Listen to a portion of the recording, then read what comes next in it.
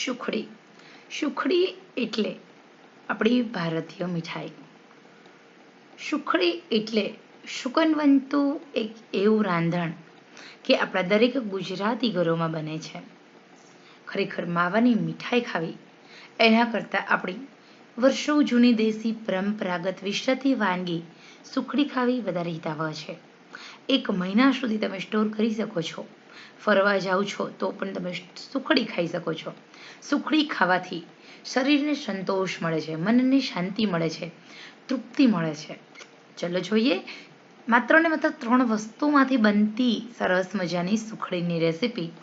બહારથી ક્રિસ્પી અંદરથી નરમ એવી આ સુખડીની રેસીપી એકવાર તમે જોશો પછી જે લોકોને સુખડી બનાવતા નથી આવડતું એ લોકોની પણ આવી જશે.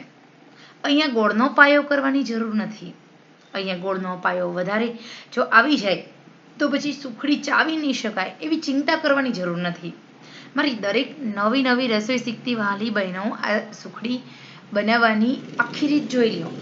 બહુ સરસ મજાની છે. સિમ્પલ માપ: 1 વાટકો ઘી, 1 વાટકો લોટ અને 1 વાટકો ગોળ. હવે લોટ ઝીણો ને જાડો કોઈ પણ લઈ શકો છો. એ પણ પ્રશ્ન નથી કે ઝીણો લોટ લેવો કે જાડો લોટ લેવો. સુખડી આમાં ગમે એ લોટ લો. સુખડી તમારી એકદમ મસ્ત મીઠી બનવાની છે.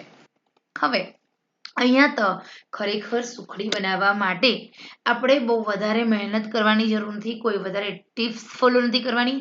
તમને મન મૂકીને સુખડી બનાવતા આવડી જશે. ચલો જોઈએ રેસીપી. સૌથી પહેલા એક કઢાઈ લેવાની છે. કઢાઈમાં ઘી એડ કરવાનું. ઘી મેં અહીંયા મારું ઘરનું બનાવેલું લીધું છે. મોટે ભાગે ચોખ્ખા ઘીની સુખડી હોય તો ખાવાની મજા આવે છે. અને એ બહારની ઘી અત્યારે કોઈ ખાતું નથી તો આપણા શરીરમાં થોડું ઘી જશે, બરોબર ને. હવે અહીંયા મેં ઘી ઉમેરી દીધું છે. ઘી ગરમ થાય એટલે આપણે લોટને શેકી લઈશું. લોટ કાચો પણ નહીં રહે. પ્રશ્ન કે ગોળનો પાયો કરીને પછી લોટ ઉમેરશું ને તો આપણી સુખડીમાં લોટ કાચો રહેવાનો પ્રશ્ન રહે. પરંતુ અહીંયા તમારો લોટ કાચો નહીં રહે. આપણે લોટને શેકીને બનાવશું એટલા માટે હવે આ જે સુખડી છે એને કશું જ કરવાનું નથી. ઘી ગરમ થશે એટલે આપણે એમાં ઉમેરવાનો છે 1 વાટકી લોટ અને આપણે સરસ રીતે હલાવી લઈશું. ગેસની આંચ સ્લો ટુ મીડિયમ રાખી અને મીડિયમ આંચે જ આપણે લોટને શેકવાનો છે. કારણ કે મીડિયમ આંચે શેકેલા લોટની મીઠાશ અલગ હોય છે. તમે જો લોટનું પ્રમાણ. હવે લોટ શેકાય એની ખબર કેમ પડશે એ પણ હું તમને જણાવીશ. ટોટલ 2 મિનિટ થઈ ગઈ છે. આપણો લોટ શેકાવા લાગ્યો છે. આવી રીતે આપણે થોડું હલાવીશું એટલે લોટ શેકાશે. હવે લોટ આપણો શેકાઈ જાય એટલે થોડો ડબલ થઈ જાય. ઘીમાં જ્યારે લોટ શેકાય એટલે લોટ ફૂલાય, લોટ ઉપર આવવા લાગે. આપણને લોટ ડબલ થયો એવું લાગે. અહીંયા દેખાય છે. બસ કલર સહેજ આમથો ડાર્ક થવા લાગશે, સુગંધ આવવા લાગશે. તો અહીંયા તમારો બસ લોટ શેકાઈ જાય. ટોટલ 3 મિનિટમાં ગેસની આંચ મીડિયમ જ રાખવાની છે. ટોટલ 3 મિનિટ થશે.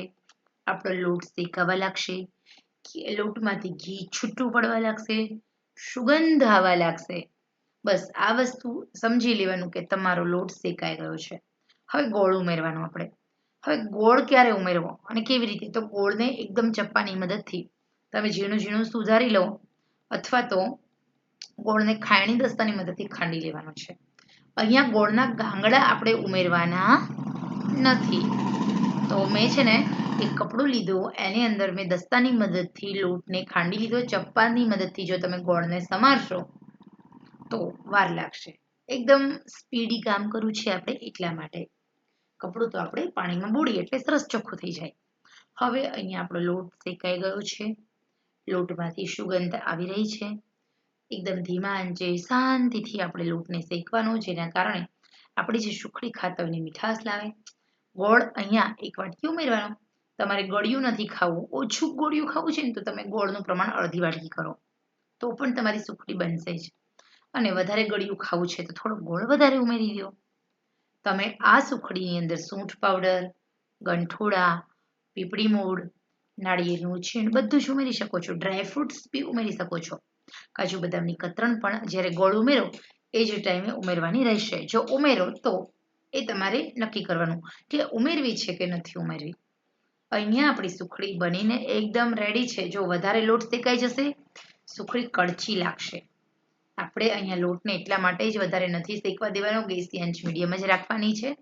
અને આ જે આપણી સુખડી છે મસ્ત રીતે બનીને રેડી છે. ગોળ ઓગળી ગયો છે, માત્ર ગોળને ઓગાળવાનો જ છે. હવે ગોળ ઓગાળો એટલે જેવો ગોળ ઉમેરો એટલે ગેસની આંચ આપણે બંધ જ કરવાની, નહીંતર જો પાયો આવી જશે ને તો આપણી સુખડી વધારે પડતી કડક બનશે. અહીંયા આપણે ગોળને ઓગાળવાનો જ છે, માત્ર ને માત્ર. બધો ગોળ ઓગળી જવો જોઈએ. ગોળ ઓગળી જાય એટલે આપણે સુખડી બીજા વાસણમાં પાથરી દઈશું. આ સુખડી બનાવવાનું મિશ્રણ ટૂંકમાં રેડી થયું છે. બરોબર. હવે આ મિશ્રણને આપણે સાણસી વડે કઢાઈ પકડશું અને એક બીજા વાસણ ઓઇલ વડે જે ગ્રીસ કરીને પહેલેથી મેં રાખ્યું હોય. આજે મારી પાસે કેક બનાવવાનું ટીન છે તો હું એમાં સુખડી ફેલાવી દઉં છું. અહીંયા સરસ રીતે મેં અહીંયા સુખડી છે મારી, એને હવે આપણે સરસ રીતે ફેલાવી દઉં છું. ગરમ છે, સાચવવાનું, દાજી ન જાય, પરંતુ ગરમ ગરમ જ સુખડી ફેલાવી પડશે તો જ એના પીસીસ બનશે. તો હવે આપણે થોડો બધી બાજુ એકદમ વ્યવસ્થિત ફેલાવી દઈશું અને એનું ફિનિશિંગ ઉપરથી લાવશું, થોડું પ્રેસ કરીશું એટલે આપણું જે સુખડી માટેનું જે મિશ્રણ રેડી થયું છે એને સેટ થતાં તમે જો ઘી નથી વધારે નથી ઓછું પરફેક્ટ છે. તો આ મેઝરમેન્ટ તમે ખાસ ધ્યાને રાખજો. હવે સુખડીના પીસીસ ક્યારે કરવા, અત્યારે ગરમ ગરમ કરશું તો તૂટી જશે અને થોડી ઠંડી, બહુ નહીં, માત્ર ને માત્ર થોડી એમથી ઠંડી થવા દેવાની એટલે પીસીસ સરસ થાય. અને થોડી ગરમ હોવી જોઈએ, થોડી ઠંડી, મીડિયમ થાય એટલે તમને ગમતા સુખડીના પીસીસ કરેલું. આ સુખડી તમને ખાશો ને તો મૈસૂબ યાદ આવશે. તમને એવું લાગશે કે તમે મૈસૂબ ખાઈ રહ્યા છો. ખરેખર એટલી ટેસ્ટી લાગશે. અહીંયા બનીને રેડી છે સરસ મજાની ટેસ્ટી સ્વાદિષ્ટ એવી સુખડી. તમે આ સુખડીના પીસીસ અલગ કરી શકો છો.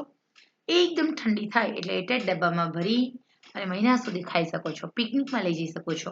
તમારા ઘરે માતાના પ્રસાદમાં બનાવી શકો છો. તો આજે શુક્રવાર છે અને આજે મને મન થયું તો મેં તો માતાના પ્રસાદ માટે જ બનાવી છે સુખડી. તો ખરેખર મિત્રો તમને પણ જો એવું લાગે કે તમારે સુખડી ખાવી છે, મન થયું છે, તો ચોક્કસ આવી રીતે દાદી નાની વખતની જૂની રીતથી સુખડી બનાવો. સિમ્પલ અને સરળ રીતે બનતી આ સુખડી બહુ સરસ લાગે છે, ખાવામાં મજા આવે એવી બને છે. તો ખરેખર મિત્રો આ 3 વસ્તુમાંથી એકદમ સરસ મજાની સુખડીની રેસીપી મેં તમારી માટે વિડીયો બનાવ્યો છે, માત્ર તમારા માટે છે. ખરેખર પસંદ આવે તો દિલથી લાઈક, શેર, સબસ્ક્રાઈબ કરશો. તો ચલો આપણે ફરી મળીશું નવા જ ઉપયોગી વિડીયો સાથે. ત્યાં સુધી આવજો.